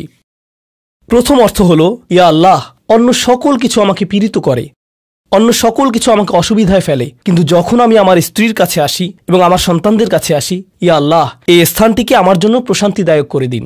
আমার সকল অসুবিধা দূর হয়ে যায় যখন আমি আমার স্ত্রীর দিকে তাকাই। আমার সকল অসুবিধা দূর হয়ে যায় যখন আমি আমার সন্তানদের সাথে থাকি। ইয়া আল্লাহ, আমার স্ত্রী এবং আমার সন্তানদের মাঝে এটা প্রদান করুন, অথবা আমার স্বামী এবং আমার সন্তানদের মাঝে এটা প্রদান করুন। কুররা শব্দটির দ্বিতীয় অর্থটি এসেছে করার থেকে। করার অর্থ যখন আপনার চোখ কোথাও আটকে যায়। ইয়া আল্লাহ, আমার স্ত্রীর প্রতি আমার ভালোবাসা এতটাই সৃষ্টি করে দিন যাতে আমি তার উপর থেকে চোখ ফিরাতে না পারি। ইয়া আল্লাহ, আমার সন্তানদের নিয়ে আমাকে এতটাই আনন্দিত করে দিন এবং এতটাই ভালোবাসাপূর্ণ করে দিন যাতে আমি তাদেরকে অন্যদের সাথে তুলনা না করি। আমার যা রয়েছে তা নিয়ে আমি সুখী, তারা খারাপ বোধ করুক এটা আমি চাই না। আমি তাদের অর্জনের স্বীকৃতি প্রদান করি। আমাকে সেই সামর্থ্য দান করুন যাতে স্ত্রী এবং সন্তানদের মাঝে কুররাতু আয়ুন খুঁজে পাই। আমাকে একটি মজবুত পরিবার দান করুন এবং আমাকে আমার পরিবারের প্রতি সন্তুষ্ট করে দিন। আপনাদের অনেকের জন্য একমাত্র দুশ্চিন্তার বিষয় হল স্ত্রী এবং সন্তান। এই দোয়া অনুযায়ী দুশ্চিন্তার একমাত্র উপশমকারী হওয়া উচিত স্ত্রী এবং সন্তান। আর আপনি নিজে চেষ্টা না করে শুধু আল্লাহর কাছে কিছু চাইতে পারেন না, কারণ আল্লাহ বিশেষ কোনো বৃষ্টি আপনার পরিবারের উপর বর্ষণ করবেন না, যার ফলে আকস্মিকভাবে আপনি আপনার স্ত্রীকে ভালোবাসতে শুরু করবেন। এর জন্য চেষ্টা করতে হবে। আপনার সন্তানদের সাথে সম্পর্ক উন্নয়নের জন্য আপনাকে চেষ্টা করতে হবে। এটা রাতারাতি ঘটবে না। এটা এমন জিনিস যাতে আপনাকে এবং আমাকে বিনিয়োগ করতে হবে। তো আল্লাহ আমাদেরকে সামর্থ্য দান করুন যাতে আমরা শুধুমাত্র মুখে এই দোয়া করে ক্ষান্ত না হই, বরং দোয়াটি যাতে বাস্তবায়িতও করতে পারি। কারণ আল্লাহ প্রচেষ্টার বিষয়ে জিজ্ঞেস করবেন। এমনকি সেই বিখ্যাত দোয়াটির শেষেও এটা এসেছে, রব্বানা আতিনা ফিদ দুনিয়া হাসানা ওয়া ফিল আখিরাতি হাসানা ওয়া কিনা আযাবান নার। বিখ্যাত একটি দোয়া, তাই না? আমাদেরকে এই জীবনের সর্বোচ্চটা দান করুন, পরের জীবনেরও সর্বোচ্চটা দান করুন, আমাদেরকে জাহান্নামের শাস্তি থেকে রক্ষা করুন। এরপরে আল্লাহ কি বলছেন? উলাইকা লাহুম নাসিবুম মিম্মা কাসাবু। তারা ততটুকু অংশই পাবে যা তারা অর্জন করেছে। আপনি শুধু দোয়া করবেন আর তা কাজ করবে তেমনটা না। আপনাকে অর্জন করতে হবে, আপনার চেষ্টাকে কাজে লাগাতে হবে। তো আপনি যখন আপনার পরিবার নিয়ে উদ্বিগ্ন থাকবেন, তখনই আপনি পরিবারে প্রশান্তি প্রদানের জন্য আল্লাহর কাছে চাইবেন। আর প্রসঙ্গক্রমে এটা দিয়ে কি বোঝায়? যে সকল স্বামীরা যারা লন্ডন শহরে রাত 2টা-3টা পর্যন্ত সীসা বারে সময় কাটান, কিন্তু বাড়িতে তাদের স্ত্রীদের কাছে যান না, কারণ তারা তাদের স্ত্রীদের মাঝে কোনো প্রশান্তি খুঁজে পান না। আর তাদের স্ত্রীরা তারাও তাদের স্বামীদের মাঝে কোনো প্রশান্তি খুঁজে পান না। যখন তারা বলবেন, না ভাই আমাকে বাড়ি যেতে হবে, তখন তারা আল্লাহর কাছে বিশেষ মর্যাদা সম্পন্ন হয়ে উঠবেন। যখন তারা সন্তানদের সাথে সময় ব্যয় করবেন, সন্তানদের থেকে তাদের চোখ সরে যায় না। আর যেহেতু আপনার চোখ তাদের থেকে সরছে না, এর অর্থ আপনি আসলে তাদের সাথে রয়েছেন। এর অর্থ আপনি আসলে সন্তানদের সাথে সময় ব্যয় করছেন এবং সেটা উপভোগ করছেন। এই বিষয়টি আপনাকে আল্লাহর কাছে বিশেষ মর্যাদা সম্পন্ন করে তুলেছে। তাদের জন্যই উলাইকা ইউজজাউনাল গুরফাতা বিমা সাবারু। আর আমাদেরকে মুত্তাকিনদের নেতা হিসেবে কবুল করুন, সৎকর্মশীলদের নেতা হিসেবে কবুল করুন। আমাদের সন্তানদেরকে ভালো সৎকর্মশীল জীবন দান করুন, যার ফলে যখন আমি আপনার সম্মুখে দাঁড়াবো, ইয়া আল্লাহ, আমার পরিবারের সদস্যদের কাজের কারণে আমার সৎকর্মের পরিমাণ শুধু বৃদ্ধিই পাবে। এখন এই সব কিছুর পরে উলাইকা ইউজজাউনাল গুরফাতা বিমা সাবারু, এই মানুষদেরকে প্রদান করা হবে সুউচ্চ প্রাসাদ, তারা যে ধৈর্য প্রদর্শন করেছে তার প্রতিদান স্বরূপ। লক্ষ্য করুন, এখানে আল্লাহ বলছেন তারা যে ধৈর্য প্রদর্শন করেছে তার প্রতিদান স্বরূপ। আপনি যদি এই তালিকার প্রথমে যান, যারা তাদের জিহ্বা সংযত করে, যখন মূর্খ লোকেরা তাদের সাথে কথা বলে তারা বিনয়ী, তারা জিহ্বা সংযত করে, যারা আল্লাহ ছাড়া অন্য কারো ইবাদত করে না, যারা আল্লাহর ইবাদত করে রাতের গভীরে, এই তালিকাটি যা আমরা আলোচনা করলাম তাদের প্রত্যেকেরই প্রয়োজন অধ্যাবসায়, মজবুতি, দৃঢ়তা এবং প্রতিজ্ঞা। আর সবর শব্দটি দিয়ে এটাই বোঝায়। এই মানুষগুলো পুরস্কৃত হবেন তারা যে দৃঢ় প্রতিজ্ঞা দেখিয়েছেন তার জন্য। তারা এর জন্য প্রতিজ্ঞাবদ্ধ ছিলেন। ওয়ায়ুলাক্কাউনা ফিহা তাহিয়াতান ওয়া সালামা, তাদেরকে সেখানে অভ্যর্থনা করা হবে অভিবাদন ও সালাম সহকারে। আল্লাহ তাদের জন্য অভিবাদন প্রেরণ করবেন। আল্লাহ শুধুমাত্র তাদেরকে ভালোবাসবেন না, বরং তিনি তাদেরকে এখন সম্মানিতও করছেন। এরা হলেন আল্লাহ কর্তৃক বিশেষ পুরস্কার প্রাপ্ত। খালিদিনা ফিহা হাসুনাত মুস্তাকাররা ওয়া মুকামা, তারা অবিশ্বাস্য সেই সম্মানের মাঝে এবং সেই সুউচ্চ প্রাসাদের মাঝে চিরকাল থাকবেন। কি চমৎকার স্থান! স্বল্পকালীন এবং চিরকালীন অবস্থানের জন্য। তো আল্লাহ এটাকে জাহান্নামের সাথে তুলনা করেছেন, তাই না? জাহান্নামীরা বলবে, আমি এখানে স্বল্পকালের জন্যও থাকতে চাই না, চিরকালের জন্যও থাকতে চাই না। আল্লাহ বলেছেন, জান্নাতের স্বাদ যদি তুমি সামান্য পরিমাণেও পাও, তুমি এটা আকাঙ্ক্ষা করবে, তুমি এটা চিরকালের জন্য চাইবে। আল্লাহ আমাদের সকলকে চিরকালের জন্য জান্নাতে প্রবেশ করান। আমরা সর্বশেষ আয়াতে এসেছি। আমি জানি যে আমি অতিরিক্ত সময় নিয়েছি, প্রশ্ন উত্তরের জন্য আপনাদের কিছুটা সময় আমার দেওয়া উচিত। আমার আর 4-5 মিনিট প্রয়োজন। শেষের এই আয়াতটি গভীর তাৎপর্যপূর্ণ। এই সূরাটির শেষ আয়াত, এটা এই অনুচ্ছেদটিরও শেষ আয়াত। এই তালিকা যা আপনাকে বিশেষ মর্যাদা সম্পন্ন করবে তার সাথে এর কোনো সম্পর্ক নেই। আয়াতটি কুরাইশ এবং গোটা মানবজাতিকে উদ্দেশ্য করে বলা হয়েছে। আর রাসূলকে বলা হলো যে কিভাবে সৃষ্টিকর্তার নৈকট্য অর্জন করা যাবে। এই তালিকা যেহেতু এখন প্রদান করা হলো, তাহলে আর সমস্যা কোথায়? কুল মা ইয়াবাউ বিকুম রাব্বি লাউলা দুআউকুম ফাকাদ কাযাবতুম ফাসাউফা ইয়াকুনু লিজামা। এই আয়াতটিকে ব্যাখ্যা করার বেশ কয়েকটি দৃষ্টিভঙ্গি রয়েছে। আমি সরলভাবে এর কয়েকটি আপনাদের সাথে শেয়ার করতে চাই। সময় স্বল্পতার কারণে আমি ভাষাতাত্ত্বিক আলোচনায় যাব না। আমি শুধু অন্তর্নিহিত অর্থগুলোর সহজ বাংলা বর্ণনা করব। আল্লাহ একদিকে বলছেন, আল্লাহর সম্মুখে তোমাদের কি গুরুত্ব আছে, আল্লাহর সামনে তোমাদের কি মূল্য আছে, তোমরা কি মনে করো, তোমরা যখন আল্লাহর সামনে উপস্থিত হবে কি মূল্য তোমাদের থাকবে। মানবজাতি হিসেবে তোমাদের একটা মর্যাদা দেয়া হয়েছে যা অন্য কাউকে দেয়া হয়নি। দুআউকুম, তোমরা নিজেদের ইচ্ছায় আল্লাহকে ডাকতে পারো। আল্লাহকে ডাকতে হলে তোমাদের নিজস্ব ইচ্ছাশক্তিকে প্রয়োগ করতে হয়। পাহাড়, গাছ, পাখি, তাদের কোনো নিজস্ব ইচ্ছা নেই, তারা আল্লাহকে ডাকতে বাধ্য। ওয়া ইম মিন শাইইন ইল্লা ইউসাব্বিহু বিহামদিহি ওয়ালাকিন লা তাফকাহুনা তাসবিহাহুম। তোমরা আল্লাহর কাছে মূল্যবান যদি একটি জিনিস না থাকে, আর তা হলো তোমাদেরকে বাছাই করা হয়েছে তাঁকে ডাকার জন্য, কিন্তু তোমরা সেই দায়িত্বকে পরিত্যাগ করেছো। ফাকাদ কাযাবতুম, আল্লাহকে ডাকার এই আমন্ত্রণকে তোমরা মিথ্যা সাব্যস্ত করেছো। ফাসাউফা ইয়াকুনু লিজামা, এই শাস্তি তোমাদেরকে পরিত্যাগ করবে না। এটা হবে এমন জিনিস যা থেকে তোমরা মুক্ত হতে পারবে না। এটা প্রথম অর্থ। আয়াতটির আরেকটি অর্থ হলো, আল্লাহ কাফেরদের এবং যারা সকল ধরনের পাপ কাজ করে তাদেরকে বলছেন, আমার কাছে তোমাদের কোনো মূল্য নেই। আর তোমাদের এখনও টিকে থাকার একমাত্র কারণ হলো তোমাদের মধ্যে কিছু মানুষ রয়েছে যারা এখনও আমাকে ডাকে। পৃথিবীর বুকে এখনও কিছু ঈমানদার রয়েছে যারা এখনও আল্লাহর উদ্দেশ্যে ক্ষমা প্রার্থনা করে, আর তারাই একমাত্র কারণ যে জন্য তোমরা এখনও বেঁচে আছো। আয়াতের তৃতীয় অর্থটি কাফেরদের উদ্দেশ্যে এবং এমন মুসলিমদের উদ্দেশ্যে যারা আল্লাহ থেকে অনেক দূরে রয়েছে, তাদের জন্য এটা প্রযোজ্য। আল্লাহ বলেছেন, তোমাদের কি মূল্য রয়েছে আমার কাছে? তোমরা নামাজ পড়ো না, তোমরা আনুগত্য করো না, তোমরা হালাল উপার্জন করো না, তোমরা সকল আদেশ লঙ্ঘন করো, কিন্তু কোনো কারণে মরিয়া হয়ে যদি তুমি আমাকে ডাকো, তারপরও আমি তোমাকে যথাযোগ্য মূল্যায়ন করব। এখনও তোমাকে সুযোগ দিয়ে যাচ্ছি, লাউলা দুআউকুম, কিন্তু মোটের উপর তুমি এখনও এই সকল কিছুকে মূল্যহীন বিবেচনা করছো। তুমি স্বীকার করছো না যে আমি তোমাকে যা কিছু দিয়েছি এবং যা কিছু করতে বলেছি তা আসলে তোমার কাছে অর্থবহ। তুমি এই সকল কিছুকে মূল্যহীন এবং মিথ্যা বিবেচনা করছো। তোমার এই স্বভাব পরিবর্তন করো, কারণ শীঘ্রই এটা স্থায়ীভাবে লেগে থাকা শাস্তিতে পরিণত হবে। আল্লাহ এটা বলেননি যে তোমাকে শাস্তি দেয়া হবে, বরং তিনি বলেছেন শীঘ্রই তোমাকে শাস্তি দেয়া হবে, শীঘ্রই তুমি এটা থেকে আর মুক্ত হতে পারবে না। অর্থাৎ তোমার জন্য এখনও সুযোগ রয়েছে, বদলে যাও। আয়াতটির আরেকটা অর্থ হলো, হে কুরাইশরা, যদি আল্লাহ তোমাদেরকে কোরআনের মাধ্যমে আহ্বান না করতেন তাহলে অন্য কোন জিনিস তোমাদেরকে মূল্যবান সাব্যস্ত করত? আল্লাহ তোমাদেরকে এই কিতাবটি দিয়ে সম্মানিত করেছেন, আর সর্বোপরি আল্লাহ আপনাকে এবং আমাকে এই কোরআন দিয়ে সম্মানিত করেছেন। তারপরেও তোমরা এটাকে সম্পূর্ণরূপে অগ্রাহ্য করছো। তোমরা এই কিতাবের কোনো মূল্যায়ন করছো না, আল্লাহর এই বাণীকে মূল্যায়ন করছো না। এখনও সময় আছে, নিজেকে সংশোধন করো এবং আল্লাহ তার কথা বলার জন্য যে তোমাদেরকে বেছে নিয়েছেন তার গুরুত্ব অনুধাবন করো। আয়াতটির সর্বশেষ অর্থ, আল্লাহ তোমাদেরকে শাস্তি দেওয়া পছন্দ করেন না। আয়াতাংশটির ভাষাতাত্ত্বিক একটি অর্থ হল, তোমাদেরকে শাস্তি দেওয়ার জন্য আল্লাহ আগ্রহী নন। তার কোনো উদ্দেশ্য এবং আকাঙ্ক্ষা নেই তোমাদেরকে শাস্তি দেওয়ার, কিন্তু আল্লাহ ছাড়া অন্য কাউকে ডাকার যে অপরাধ তোমরা সংঘটিত করেছ তা এতই বড় যে এর জন্য শাস্তি দিতেই হবে। অন্য কথায় আল্লাহ আপনাকে শাস্তি দিচ্ছেন যদিও তিনি চান না।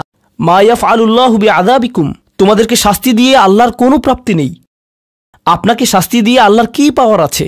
আল্লাহ এখানে বলছেন, আমি তোমাদেরকে শাস্তি দিতে চাই না, কিন্তু তোমাদের অপরাধগুলো অনেক বড়, আর শীঘ্রই এই শাস্তি স্থায়ী হয়ে যাবে। এই মুহূর্তে এগুলো অস্থায়ী, তোমরা এগুলো মুছে ফেলতে পারো। তাই এখনো ফিরে আসো, আল্লাহর দিকে ফিরে আসো। আমাদেরকে এই সকল সুযোগ দেবার পর শুধুমাত্র তার কাছে ফিরে আসাই না, বরং তার নৈকট্য লাভের সুযোগ দেওয়ার পর সবশেষে তিনি বলছেন, কেন তোমরা শাস্তি পেতে চাও? আমি তো তোমাদেরকে শাস্তি দিতে চাই না, তোমরা শুধু ফিরে আসো। আল্লাহ সহজ করে দিন যাতে আমরা এই বিষয়গুলোকে হৃদয়ের গভীর থেকে অনুধাবন করতে পারি, এবং তিনি আমাদেরকে তাদের অন্তর্ভুক্ত করুন যাদের প্রভাবে চারপাশের পথভ্রষ্ট মানুষদের এবং চারপাশের আল্লাহর অবাধ্য মানুষদের হৃদয়ও কোমল হয়ে যায় এবং তারাও আল্লাহর কাছে প্রত্যাবর্তন করে। বারাকাল্লাহু লি ওয়া লাকুম ফিল কুরআনিল হাকিম ওয়া নাফা'নি ওয়া ইয়্যাকুম বিল আয়াতি ওয়া যিকরিল হাকিম। আসসালামু আলাইকুম, আমি নোমান আলী খানের বাংলা ডাবিং করি।